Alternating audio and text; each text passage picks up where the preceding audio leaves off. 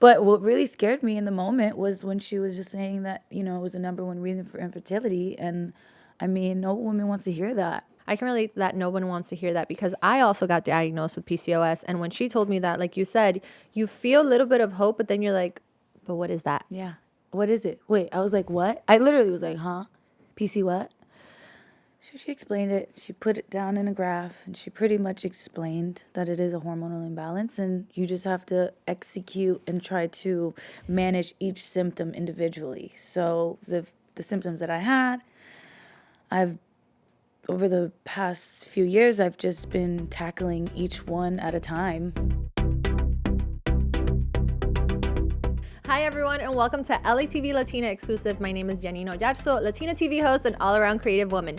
Today, I have a fellow friend, the lovely Candice Craig, on the show. Candice is a former dancer from Miami turned entrepreneur and CEO of her brand, 5678 Apparel. She is also a driving force in spreading awareness about PCOS and empowering women to properly take care of their health.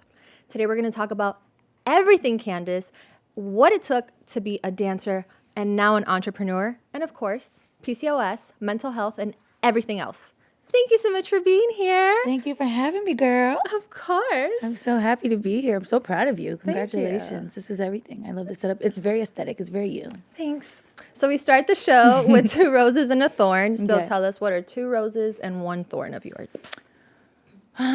Okay, well, let's start here. I guess the thorn would be being diagnosed with PCOS, right? Mm-hmm. And then the positive things that come out of it. I've been able to expand my network, and I've been able to grow and learn about myself through it. So those would be my 2 positives. Like I've just grown so much from learning about it to where I'm at now and being able to help women. So the thorn is definitely the PCOS, because if I could not have it, really, it's not something you request. It's like that little tick It's you that just little, can't get rid of. Dang, really, doctor, are you sure? And then, yeah, but I think a lot of positive things have come out of it. So that's what it is. So for those that don't know you, whether they're watching or listening, tell us a little bit about yourself, where you're from, how you started, and then I'll interject here and there. Okay. Well, I was born and raised in Miami. I started dancing and performing since I could remember, and I feel like that's been the through line for my whole entire life, even now to this day. And that's just always been my creative outlet and like storytelling and ways like that. And went to performing arts high school. I even toured the world with some of the greatest artists of all time. I got to become a real professional dancer at the age of 17. And social media came about like on the brink of me kind of just like doing the tours and doing the things, coming up with new ideas to kind of expand, but not knowing where, doing music and trying to figure that out. And social media came around the same time, and I just started posting like my rehearsals or what I was doing, and it kind of just started to blow up from there. And my following has been gaining over the years, and it's helped me expand my brand even more. So I thank social media for that, and just being able to start my brand, 5678, so dance-based clothing brand, 5678. It's the most commonly used phrase in the dance world. So being able to do that, we started that in 2018. Okay. And we started with just like this is one of the outfits, but we started with just super clean looks, because I remember going on tour with Pitbull, and like he's very Miami, right? He wants his girls to look top notch every single time. So, there was always this weird disconnect between rehearsal clothes and then like getting on a plane and then going to tech rehearsal, and then what am I gonna like? How do you? So that's really where it came from. So it started with being able to rock clothes that were still cute but still functional, So.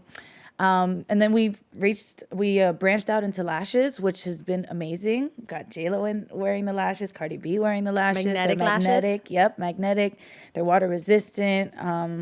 And that's been great, because that's products. That's, something I've always wanted to do, is just like be the full throttle package of an entrepreneurial woman that started from dance, and that's where we're at now. Now, where do you think you got this entrepreneur spirit? Did it start at a young age? Did it start from your parents? What made you catch the bug? Because not everyone has it. Yeah, definitely not. I've always had it. I can't say that it's coming from me and I'm like this like super smart. Like, no. I will say that my parents have always instilled in me, like, first of all, you can do anything, you can be anyone you want to be, and they've always given me creative freedom, and they've always trusted me. Like my dad, even at a super young age, he'd be like, I trust you, I trust your decisions, and like whatever you want to do. So with that trust, I mean, if it starts from there, you know, when I was a kid, I definitely was like loved down to where I really learned to love myself, and I think not being afraid to be able to express yourself and connect with people And expand because you expanded from one creative to another, and it seems like I would say from an outsider looking in, like there's really there is probably fear internally on behind closed doors, but it doesn't ever show fear outside when you tap into a new sector of your creativity, which is really dope. Yes, and transition is tough for me. I like to stay pretty consistent. So it's not, it's not super easy, and it's not like to say that I'm just like, oh yeah, I just knew it, whatever. But learning and growing, and then I think learning is the key. Like I'm never done learning. I love learning. So my father this is a perfect example. My father is a painter, okay? And he also graduated from college with finance major. Like my mother, same thing. She was always at work, super hardworking, but still super loving. So I think I just took like little bits and pieces from my parents, and kind of that's literally it's me and my brother, and like we're like, hey. So but yeah, being able to grow and catch on and learn things along the way has been really key. Now, you've been on a new journey to grow a lot and learn when it came to your diagnosis of PCOS, which a lot of people don't know what that is. So can you tell a little bit what PCOS stands for and what exactly it is, and do only women have it? Yeah. So PCOS stands for polycystic ovarian syndrome. 1 out of 5 women have it in the reproductive age. And it's a series of symptoms. So one of the most common symptoms is weight gain, skin disorders, hair loss, Hair growth, excess hair, irregular periods. And what that does when you have irregular periods, your menstrual cycle is off. That means that getting pregnant is a little bit harder, and it's the number one reason for infertility. But like I said, 1 out of 5 women have it. So it's super common, yet it's always misdiagnosed. A lot of doctors don't even know about it. And it's a really sad situation because people simply don't know about it. So if you're not getting diagnosed, then how are we going to get help and get a cure, which as of right now, doctors say that there is no cure. And I'm on a personal mission to somehow reverse it. I refuse to let disease or disorders live in my body, just like anyone, just like if a doctor told you you have something that I rebuke it. Yeah, it's not allowed here. So I'm actively trying to reverse it, and I struggled with it in a different way. I found out right before I turned 30 or something like that, but I pretty much was dealing with weight gain that was abnormal because I dance and I'm always in the mirror. I'm very health conscious. I've always been my whole entire life, and I knew something was off, and I know how to usually fix it within a couple weeks, a month max. But it went from like a couple weeks to like 8-week programs of me working out double time, eating even cleaner than I had already been doing. But like thinking I'm eating cleaner when I didn't really even know, eating cleaner, but not knowing what I was even doing.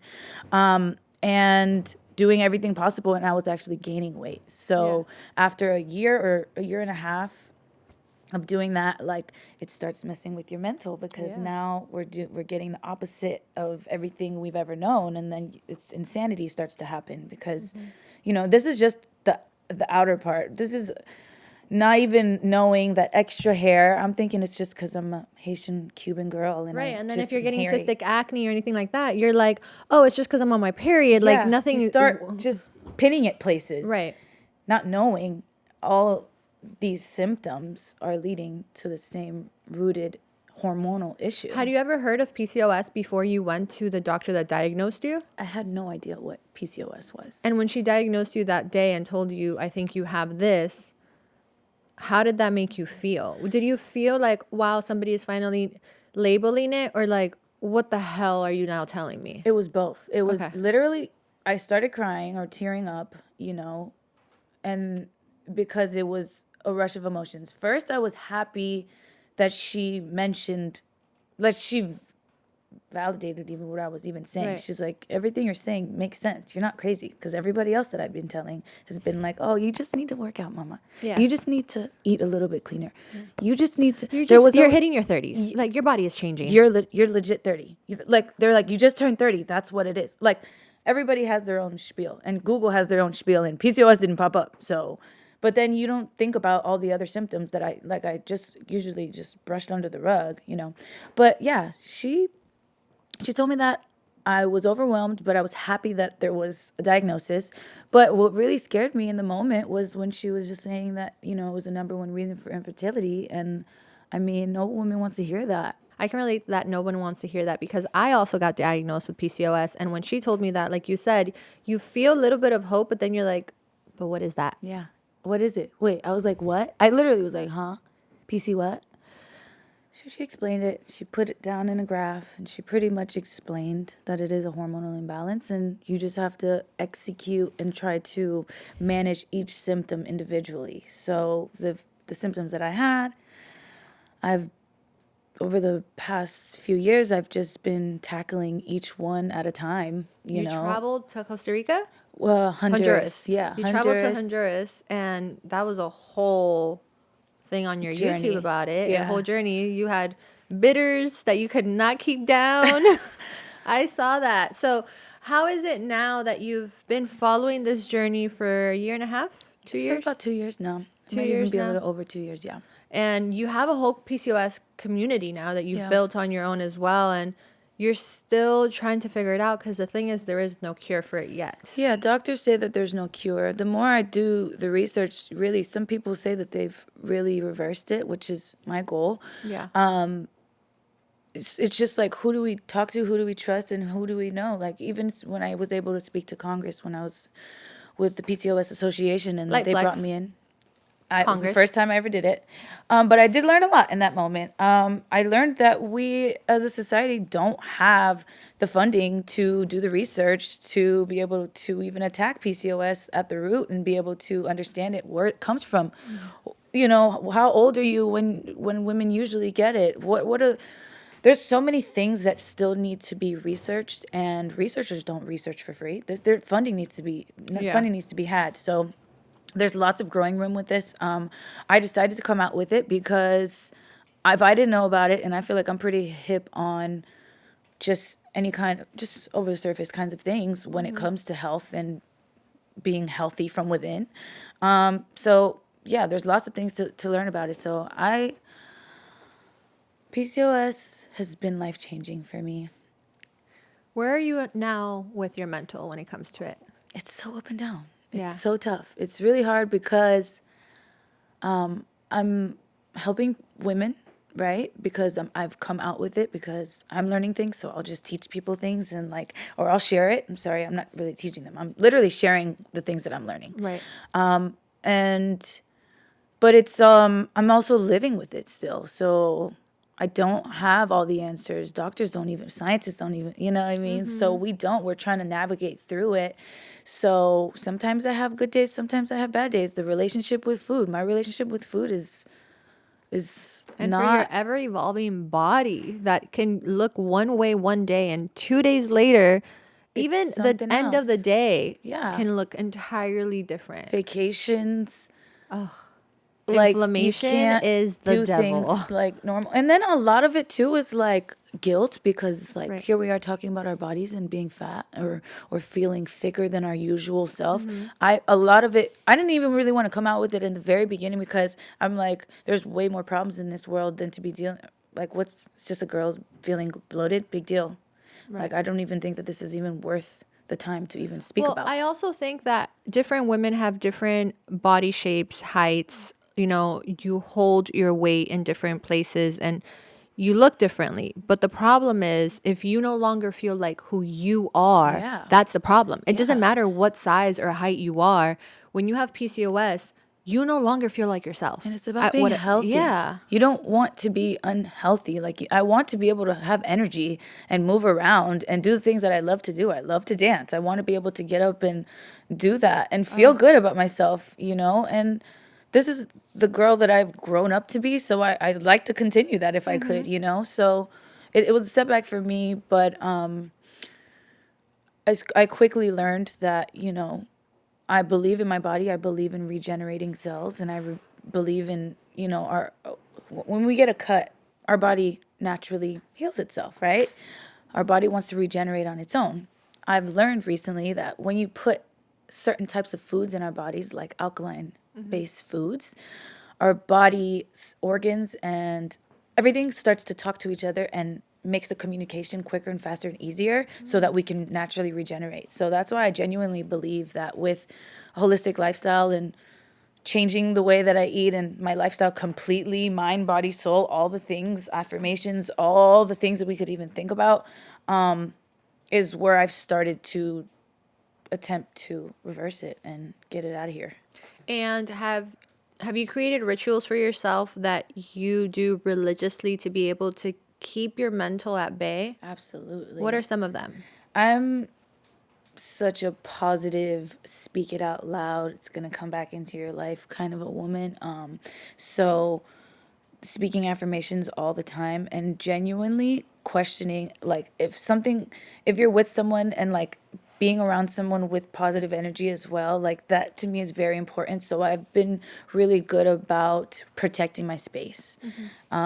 And not trying to people please all the time, and knowing that, like, for example, even just like going to a regular restaurant to go eat with friends, something that's supposed to be light and fun and airy, that started getting a little bit dramatic for me, because it's like, you guys can eat and that's fine, and I want you to eat. I want to eat with you, but I can't eat the same way. Or, Right. you know, it starts to kind of mess with your head in weird ways that you would never imagine. I've always been a pretty social person, so like this is all new to me. Right. So staying true to staying in positive spaces, staying around people that speak life into me. Like, this hasn't been like a solo journey. This has been a group family effort, you know. And honestly, being around like my dogs is silly, but like just being amongst love and I mean, at the happiness. one of the triggers is stress. Yeah. So if you're putting yourself in stressful environments or things that stress you out, it's going to trigger you. Yeah. So it doesn't Yeah. make you feel good, whether it's the person triggering you or the environment in itself. So it's like dogs, obviously.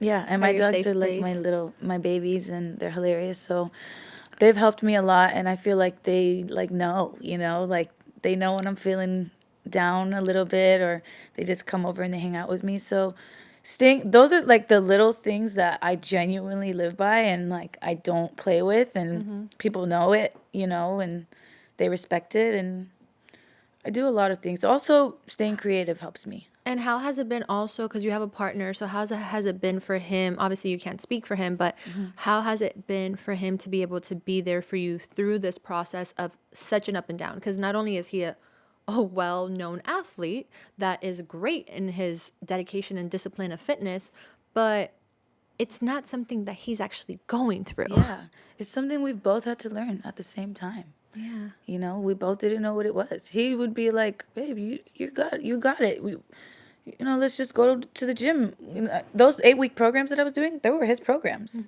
You know, so as much as I'm learning and telling him, and we're also moving to the next phase of our lives together too. We want to have children. This is a conversation that, you know, that we had to have. And we're being extremely hopeful. We haven't started trying yet, so we're not even going to put stress on something that is not even here. But he's been amazing in the sense of I'm learning, he's learning, and he's been with me through this whole process. And to be honest, like when I was gaining and couldn't control and all the things, he didn't see it. It's almost like a fight. Like, what do you mean? I was 40 pounds over. What are you talking about, babe? Like, and he'd be like, I just didn't see it. So I don't know if he's lying, if he's faking it, but Well, I think also when you see somebody every day, that's what he says. When we Yeah. look back at photos now, he'll be like, oh no, that was different. And I didn't see that Right. then. So He saw you with his love eyes. I mean, I'll take it. I'll take it. He's kind of cute or whatever. So Now, when it comes to what you have been building now with your PCOS community and the females that are supporting you heavily and all that stuff, what would you say is something that you want to bring to the community that hasn't been brought yet? an honest perspective with someone living with it still, and everything that I'm learning, I'm sharing when it comes down to recipes, little things here and there with I'm self-care. still waiting to try the food. I will make, It looks so delicious. I feel like I'm going to make I get so many messages. I'm not a chef, but like my brother is a chef and he's the opposite. Like he likes to cook fat boy food. Like we've called him fat boy since I was a kid. And I'm literally doing the opposite. I'm doing the plant-based version. I'm doing the alkaline version of things, and like we'll call each other and I'll be like, "How did you make that lomo saltado?" And then I'll flip it and use like the healthy recipe, the healthy ingredients like mushroom. that are mushrooms and alkaline ingredients, and switch it and then make it, but still has his flair to it. If there is anything anybody does from watching this episode, I need you guys to go to her Instagram account, PCOS Candice. No, PCOS with Candice. PCOS with Candice. Yep. And look at the recipes because it is so delicious and it makes me hungry every single time. I'm not gonna lie, like my cooking has gotten way better since I've gotten PCOS. You need to do an event just like you did the last one, and I need to go, And I just everybody's need gonna to be eat. sitting there and just eating. Everyone's gonna eat. I'm probably not gonna cook the food, Yes, that's right. but I'll make some for you. Yes. I'll make some for you. Okay, so now you did that. You're bringing the authenticity, this is how it really is. I'm feeling low today. I'm feeling high tomorrow, and just Authenticity. For sure. your journey through it. You Yeah. know, while you try to genuinely reverse it and figure it out, while being a voice to places like Congress and things of that sort. Now, is anything coming out in the future that people can like grasp on? Yeah, I'm actually working on my first book. She's an author. It's been a journey. Oh my God, this is hard.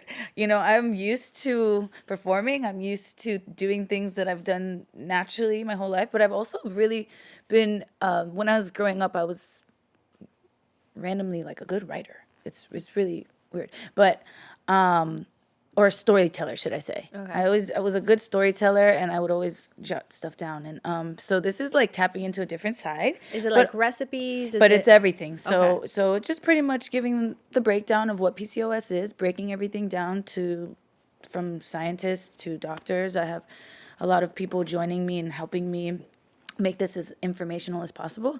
And then also it's a guide. So it's pretty much explaining PCOS. It's explaining what the recipes are that I've been making, and it's also a workout plan regime on how to maneuver through living with PCOS. So you mentioned that the recipes that you do are alkaline. Yes. So for people that don't know what alkaline is, can you explain a little bit about that? Yeah, I'm going to try to break it down in like the simplest way possible, but pretty much alkaline foods are what you put in your body when you're trying to help your body regenerate, like I was saying before. So certain foods are on the pH level, and they're higher on the pH level. Like when you drink water, for example, if you drink filtered water and you have pretty much dead water, that's like all this chlorine and all this washing all the good stuff away. When you eat foods that have minerals and you have food that have phytonutrients in them, that's what we're putting in our bodies, and we're going to use that as our medicine. So like Mountain Spring Valley water is an amazing water compared to like a lot of other brands that may be filtered. pH, but they're filtered. They're not with even other things. pH. They're literal. They'll say filtered on it. And I used to think that was cool. I used to drink tap water all the time. I'm like, this is free. A restaurant, run me my free water. Yeah. No. Now that I've learned and, went to Honduras and Dr. Sebi's village, I was submerged in it, eating alkaline foods from like 9 a.m. to 12 p.m., understanding what we're doing, detoxing our bodies. And water has a lot to do with it. Water with minerals in it is very important for us, and we don't want to be drinking dead water. And I also read somewhere that if you drink alkaline water, your body is able to absorb other minerals and Yep. other foods that you eat as well. Yep. And just like, yeah, you want to add as many minerals as possible, and just being health conscious. And it's not really like only plant-based. I wouldn't say that. So there's options in the book that are going to be outside of plant-based, because I understand people aren't going to always just go straight vegan. This has taken me years to get to this point, and I actually believe in doing different kinds of testing as well, which I recently did, like a food sensitivity test. So for me having PCOS and then me doing work on my blood and figuring out that some things coincide and I'm kind of balancing and teeter-tottering, making things that work for you is very important when you have PCOS, and giving yourself grace. So that's what this whole entire guide is kind of just like honing in on who you are and bringing it to people in a way that they can understand. Now, with everything that you have going on, everything you're experiencing and everything you're going through, and everything that you've achieved already, what does success mean to Candice? Success is so many things. I would say is freedom and pure like joy and happiness with the smallest, littlest things that normally people wouldn't actually think is, like it's not all the things that I thought when I was younger. Now that I'm older and I'm really understanding myself, I think it's having a family of my own.